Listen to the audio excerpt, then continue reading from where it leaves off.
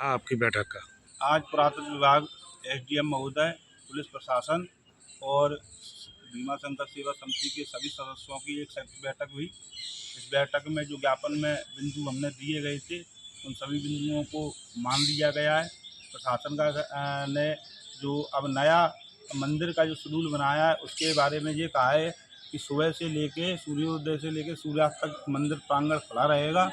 मंदिर प्रांगण में शीघ्र ही सुरक्षा की दृष्टि से सीसीटीवी कैमरे लगाए जाएंगे और जिन कर्मचारियों की अनैतिक कृत्य किए गए हैं और जिन्होंने उस मंदिर के नाम को मिटाने का प्रयास किया गया है, उन पर उचित कार्रवाई शासन द्वारा की जाएगी। इस तरह भीमा शंकर सेवा समिति के जो भी बिंदु थे, उन सभी बिंदुओं पर शासन ने तुरंत कार्रवाई करके हम सभी हिंदुओं का मान बढ़ाया है। उसके लिए हम सभी शासन, प्रशासन, गौत की जनता, पत्रकार बंधुओं, मीडिया बंधुओं सबका आभार व्यक्त करते हैं और यहाँ अपने आंदोलन के समापन की घोषणा करते हैं।